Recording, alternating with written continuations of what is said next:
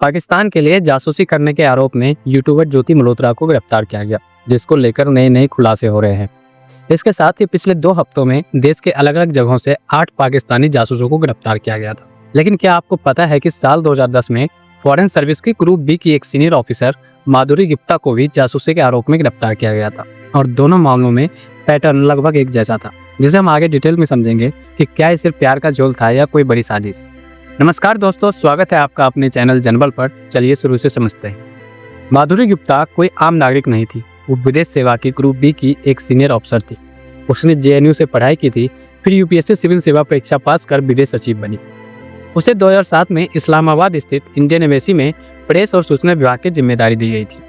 वो इस्लामाबाद में अपना काम पूरा निष्ठा से कर रही थी, जैसे अन्य अधिकारी कर रहे थे। लेकिन कहानी में मोड़ तब आया जब इस्लामाबाद के एक समारोह में उसकी मुलाकात जमशेद से हुई। 52 वर्षीय माधुरी और जमशेद के बीच बातचीत शुरू हुई। बातचीत के दौर दोस्ती में बदल गया। धीरे धीरे माधुरी को अपने से आधे उम्र के जमशेद से प्यार हो गया। जमशेद एक ISI का ट्रेंड एजेंट था। वहीं दूसरी ओर माधुरी गुप्ता भारत सरकार से नाराज थी। नाराजगी की वजह थी उनकी छुट्टियों को सरकार ने रद्द कर दिया था। वहीं उसके वेतन को भी सरकार ने रोक दिया था। जमशेद ने माधुरी की इसी नाराजगी का फायदा उठाया। जमशेद ने माधुरी को भारत सरकार के खिलाफ भड़काना शुरू कर दिया। धीरे धीरे माधुरी सेना और खुफिया एजेंसी गांव से जुड़ी गोपनीय जानकारी ISI को भेजना शुरू कर दी। माधुरी को जमशेद के लिए प्यार इतना गहरा हो चुका था कि वो इस्लाम कबूल कर तुर्की जाने की प्लानिंग कर चुकी थी। दरअसल माधुरी और जमशेद की नज़दीकियों पर पाकिस्तान में मौजूद दूतावास के कुछ अधिकारियों पर नजर पड़ी। इसके बाद अधिकारियों को माधुरी गुप्ता की कुछ संदिग्ध गतिविधियों पर भी शक हुआ।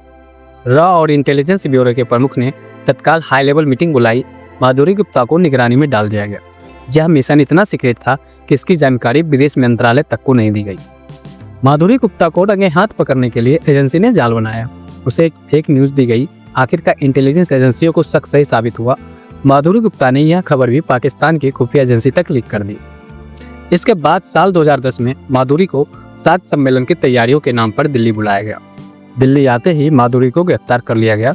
साल 2018 में अदालत ने माधुरी को दोषी करार दिया और उसे 3 साल की सजा सुनाई गई। अदालत ने कहा जिन्होंने जो जानकारी हासिल की वह दुश्मन देश के लिए काफी उपयोगी हो सकती थी।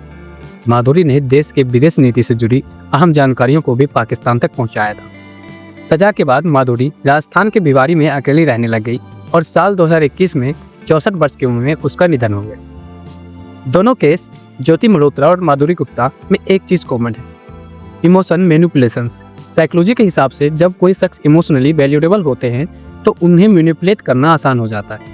माधुरी के केस में वह 52 साल की थी, अनमैरिड थी और शायद कंपेशनशिप की तलाश में थी। जमशेद ने उसके इस इमोशंस बैड का फायदा उठाया।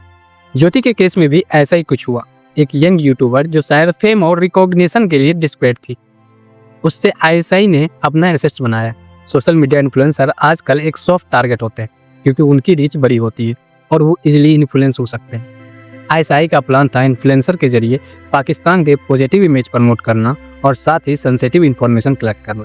यह साइकोलॉजी का गेम है। लोगों को इमोशंस, एम्बिशंस या गुस्से का फायदा उठाओ और उन्हें अपने ही जाल में फंसाओ। यह दोनों केस हमें यह सिखाते हैं कि मॉडर्न युग में अब सिर्फ डॉक्यूमेंट्स चुराना नहीं बल्कि सोशल मीडिया और डिजिटल प्लेटफॉर्म्स का यूज करना भी है। इससे हम समझ सकते हैं कि कैसे 2 महिलाएं अलग अलग फील्ड से होते हुए भी दुश्मन के जाल में फंसी। यह हमें सिखाता है कि खतरा किसी भी रूप में आ सकता है। आप क्या सोचते हैं? कमेंट करके अपने विचार साझा करें। अगर आपको यह जानकारी वीडियो पसंद आया तो हमारे चैनल जनबल को सब्सक्राइब करना ना भूलें। हम ऐसे ही और भी गहरे और महत्वपूर्ण विषयों पर वीडियो लाते रहेंगे। जय हिंद।